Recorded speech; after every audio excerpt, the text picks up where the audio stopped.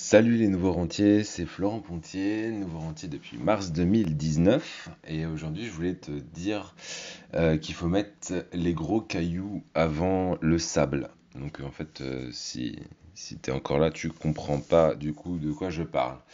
En fait, aujourd'hui, je voulais te parler vraiment d'un truc tellement logique et tellement débile qu'on ne le fait en fait pas la plupart du temps. En fait, on fait autre chose. Sinon, la vie, elle serait un petit peu trop facile et ça se passerait trop bien. Euh, pour cela, on va faire une petite expérience. Donc, il va falloir que tu t'imagines un petit peu les choses parce que on n'est pas très visuel avec un podcast, tu vois. Donc, il faut que tu imagines un petit peu les choses. Donc, imagine ou dessine, hein, si tu as envie de, si t'as une feuille devant toi, tu peux dessiner un gros vase vide. Ce gros vase vide, c'est pas facile à dire. Gros vase vide, tu l'as, donc voilà, dessine-le. Maintenant, tu poses à côté des gros cailloux, du gravier et du sable. Voilà, donc suffisamment pour remplir ce vase vide. Et ensuite, on va remplir tu vois, on va faire une petite expérience, on va remplir ce vase vide de deux manières différentes. Donc, deux expériences. La première expérience, on va d'abord mettre les gros cailloux dans le vase. On va essayer de pas casser le vase, hein, parce que les cailloux, ça casse le verre en général. Et donc voilà, tu mets tes gros cailloux dans le vase. Ensuite, tu vas mettre le gravier. Donc si tout va bien, le gravier il va tomber un petit peu partout autour des gros cailloux parce qu'ils sont plus petits, ils vont se glisser autour des gros cailloux. Et puis enfin, tu vas mettre le sable. Le sable, bien sûr, il est encore plus petit, donc il va remplir le vase et il va couler tout autour de tous les cailloux, les gros cailloux et les graviers. Et il va finir de remplir ton vase sans souci. Donc le vase, tu vois, il est à peu près rempli correctement, quoi, si tu es d'accord avec moi. Et on va maintenant faire la deuxième expérience. Donc la deuxième expérience, on va faire les choses un petit peu différemment, mais avec les mêmes ingrédients. Donc cette fois, on va mettre d'abord le sable. Donc le sable, si t'es d'accord, il va tomber au fond, directement au fond du vase. Jusque-là, pas de souci. Ensuite, on va mettre le gravier. Le gravier, il va se poser au-dessus du sable. Et il va déjà avoir rempli probablement ton vase aux trois quarts, si tu imagines le truc. Et en fait, ensuite, tu vas prendre tes gros cailloux. Et là, finalement, en fait, en tassant un peu, tu vas peut-être arriver à en mettre un ou deux, on va dire la moitié de tes cailloux, tu vas réussir à quand même les mettre dans le vase. Mais en fait, tu n'arriveras pas à tout mettre parce que le fait d'avoir mis le sable d'abord, ça va t'avoir fait en fait une couche et plus le gravier par-dessus et les cailloux en fait ils vont pas pouvoir passer à travers et remplir ton vase et ils vont rester au-dessus de tout ça et tu n'arriveras pas à tout mettre. Donc je sais pas si tu as commencé à comprendre de quoi je parlais en réalité, parce que tout ça c'est bien sûr une métaphore. En fait, le vase, c'est quoi? C'est ta journée. Les gros cailloux, en fait, c'est quoi? C'est les grosses tâches qui t'amènent vers tes objectifs de vie importants pour toi. Alors, je te ramène au podcast, mon premier podcast de la chaîne qui s'appelle Objectif 2020. Si tu veux réussir à bien fixer tes objectifs 2020, je t'invite vraiment à écouter ce podcast parce que tout ce que je fais un petit peu derrière est lié à ce podcast numéro 1, on va dire. Donc les gros cailloux, c'est vraiment toutes les tâches qui vont t'amener vers tes objectifs à la 2020. Euh, tout ce qui est important pour toi, en fait, finalement.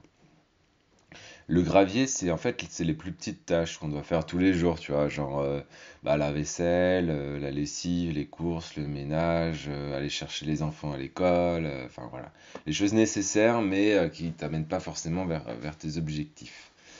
Et puis le sable, c'est tout le divertissement, tu vois. Donc c'est Netflix, c'est les réseaux sociaux, c'est lire des mails, c'est écouter des podcasts, sauf le mien, bien sûr. C'est regarder des vidéos sur YouTube, regarder la télé, enfin t'as compris quoi. C'est tout ce qui nous divertit mais qui va pas forcément nous amener à changer notre situation sur le long terme, quoi. T'imagines bien que si tu te mets devant tous les jours devant la télé, devant Netflix, tu vas pas forcément aller très loin dans la vie, si ce n'est peut-être si t'es critique de séries, on sait pas. Mais à mon avis, c'est pas forcément ton cas. Donc voilà en fait. Et les expériences, bah, elles te montrent quoi? Elles te montrent que si tu commences ta journée par le divertissement, bien genre regarder les réseaux sociaux en te levant par exemple, on se ment pas, on le fait tous, moi y compris. Mais en fait, on essaye juste d'y passer le moins de temps possible. Bah, sauf que moi, bon, je suis rentier, donc j'ai un peu plus le temps que toi si tu travailles peut-être. Mais ça reste pas une bonne chose, faut pas le faire. Et je le fais de moins en moins, j'arrive quand même à me maîtriser un petit peu à ce niveau-là. Parce que déjà, je fais ce podcast plutôt en me levant le matin, plutôt que de regarder les réseaux sociaux, tu vois. Ensuite, bah, tu vas aller au travail, tu vas lire tes mails du jour, tu vas faire quelques courses en rentrant, et tu vas sûrement te poser devant la télé ou aller boire un verre avec des amis. Et à 22 ou 23 heures, bah, tu vas te dire, ok, j'attaque les grosses tâches vers mes objectifs de vie. Sauf que là, bah, t'es fatigué, t'as plus le temps, t'as la flemme, et c'est normal. Parce que on a un capital, quand on se lève le matin, on a un capital énergie.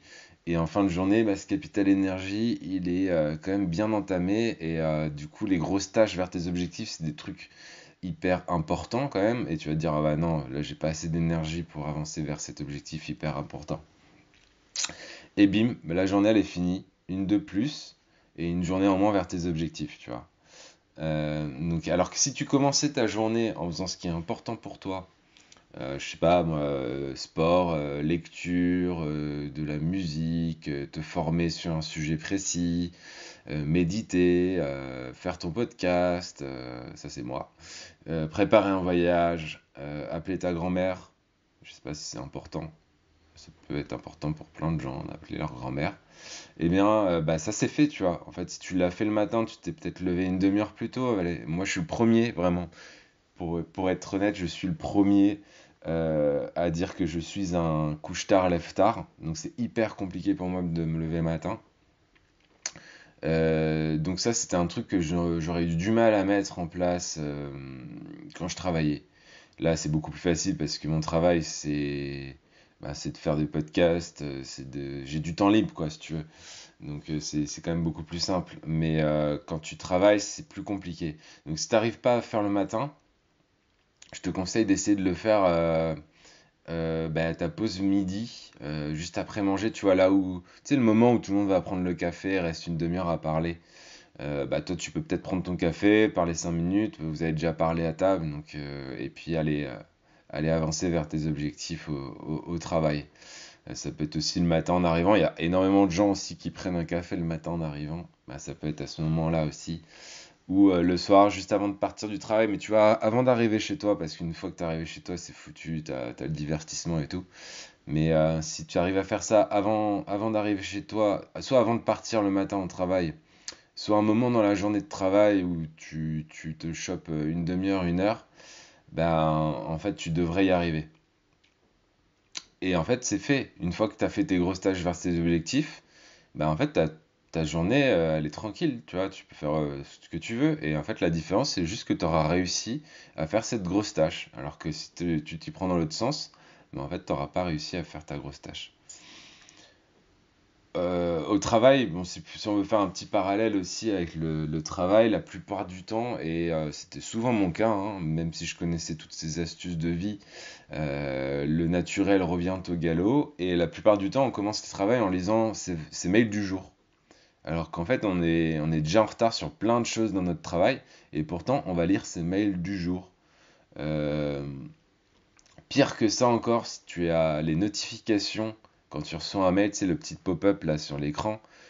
Franchement, enlève ce truc, c'est de la merde. Ça sert à rien. En gros, t'es en train de faire un truc important, boum, t'as un pop-up qui arrive qui te dit ouais, il y a un mail de machin. Et en fait, bah, 90% du temps, en fait, ce mail-là, tu peux le traiter plus tard. C'est pas urgent. Et si c'était suffisamment urgent, t'inquiète pas que ton patron il serait venu dans ton bureau ou que t'aurais reçu un coup de fil à ce niveau-là. Tu vois, donc enlève ce pop-up. Voilà. Je m'énerve un peu tout seul. Mais ça, il y a plein de gens qui le font pas, tu vois. Donc c'est quand même dommage parce que ça ruine leur journée de travail. Et la même chose pour les pop-up sur les téléphones, hein. Si t'as encore beaucoup de pop-up quand tu reçois un mail ou même, je sais pas, une notification Facebook ou Instagram, mais enlève ce truc. Le moment qui est important, c'est le moment présent. Je sais pas si t'es avec tes amis en train de dîner à un restaurant, est-ce que tu as vraiment besoin de savoir si tu as reçu un mail à l'instant T? Est-ce que c'est pas le plus important de discuter avec tes amis et de passer du temps directement avec eux, tu vois, de les regarder, de leur parler, plutôt que de regarder toutes les 3 minutes ton téléphone? Enfin, je sais pas. Euh, Comme je te disais, tout ça, c'est de la logique. Et ça peut paraître débile, mais en fait, ça peut changer complètement aussi toute ta vie. Tu vois, c'est des petits trucs comme ça. C'est des petits trucs comme ça qui peuvent vraiment, vraiment tout changer, quoi.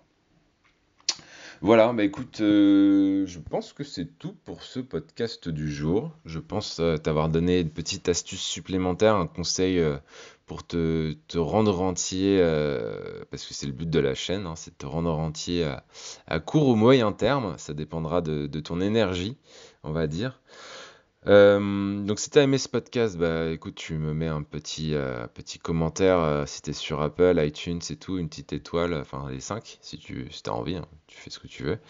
Et sinon, bah parle-en autour de toi, parle des nouveaux rentiers, tu fais connaître le podcast parce que c'est ce qui va m'aider. Et si t'as considéré que je t'ai aidé aujourd'hui, bah tu peux me renvoyer un petit peu l'ascenseur.